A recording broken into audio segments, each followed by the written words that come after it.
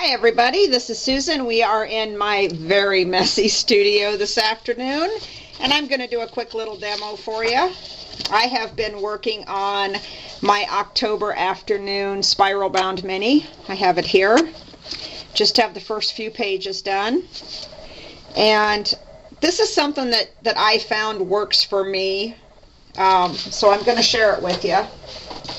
And that is when I cut some of my fancier shapes with my Big Shot like this one. Let me move this down a little. Sorry guys. It can be difficult to cut like the frame and then cut the paper separately and get it adhered all straight. So I'm going to show you how I do this. I'm just going to cut this off a little bit. I don't need that much. And I've got my paper here, and I think I want this side to show when I'm finished. So what I do is I take my liquid adhesive, and that's pretty goopy. Let's wipe that off. Sorry about that. As I was saying, I take my liquid adhesive and I put it, and I adhere my paper to my chipboard first. And I'm going to get quite a bit on there, because then I want this to make sure this is stuck down really well. So I'm going to take my finger and spread this glue out some, like this, just to make sure that I have all parts of my cardstock covered, you know, pretty good. I don't want any big blank spots where there's no adhesive. Let me wipe my fingers off here. Okay.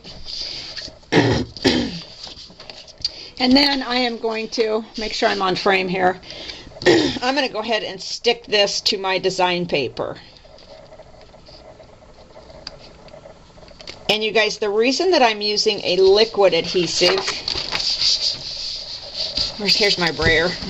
The reason I'm using a liquid adhesive as opposed to a dry adhesive, like, you know, your ATG is a dry adhesive, it's got the sticky tape. The reason I'm using the liquid instead is because it will dry completely and it won't be sticky. If you do this with, say, your ATG or your other tape type adhesives, that's going to remain sticky. So now I'm just going to cut this out. And you can see I've got a cracker box here that I've recycled for this project. And that works perfectly fine. You know, it doesn't have to be brand new chipboard for everything. Now I'm going to lay this down, and I'm going to let this adhesive completely dry. So I'm going to let it sit. And a lot of times when I do this, you guys, I will actually glue my paper down in the evening and then go to bed and just let it completely dry overnight. I'm going to let this dry for a while, and then I'll come back and we'll go to the next step. Okay guys, I'm back. My glue has had a chance to dry really well. So I'm going to get my Big Shot out here now. And here is my die. Get this all lined up the way I want it. Looks pretty good. Okay, now when I cut this, I can put this on here and cut it, and it already has the paper on it. But because I used the liquid adhesive and it is now completely dry, I won't get any adhesive residue on the blades of my die. If you use the tape kind that stays sticky, you'll get glue residue on your die. Make sure this is all lined up the way I want it, or pretty close to the way I want it. I'm just going to put this on here, and you guys all know how to run a Big Shot, I'm sure by now. Put this plate on and just run that through. And there we go. So now I have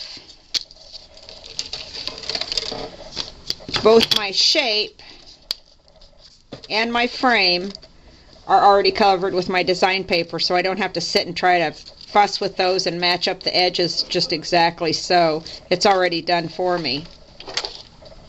And what I'm going to use these for, guys, is I showed you a minute ago my October afternoon spiral bound notebook, and I'm trying to keep this notebook real simple. This is a design team project for Memory Bound, and because it's spiral bound, I don't want to fill it with a lot of really thick things and have it just, you know, bulk out and go like this and look silly.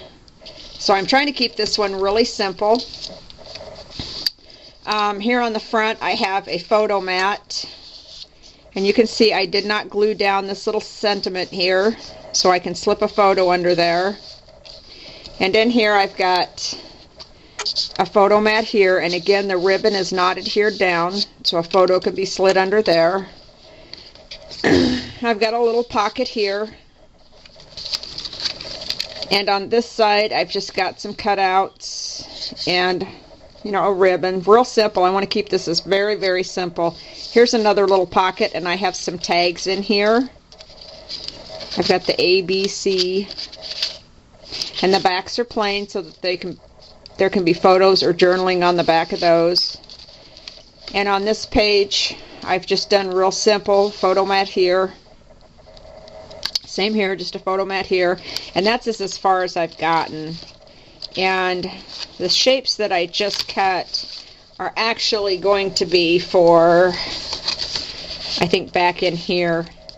And what I'm going to do is I think I'm going to put this one this way, mount this one on some pop dots, so I have a pocket there. And that's what I think what I'm going to use those for.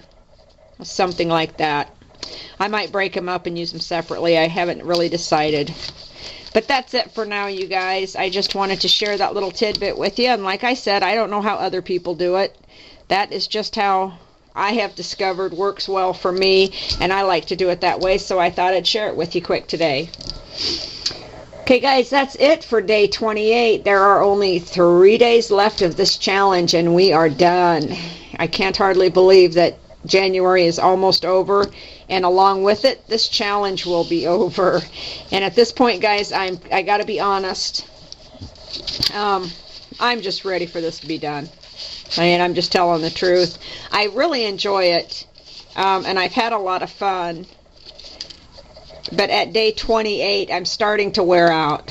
So, and I took a break yesterday and today, and I did a couple of quick videos each of those days. My house is all nice and clean. That's the good news. So, yeah, there's just 2 of us here with the dog and the guinea pig, of course, but the house still has to be cleaned. So now my house is all nice and clean. So tomorrow, I'm not sure what we're going to be doing yet. I haven't really decided, to tell you the truth. We'll find out then, I guess. Thanks for coming by and watching, everybody. I appreciate it. And we will see you tomorrow. Bye-bye.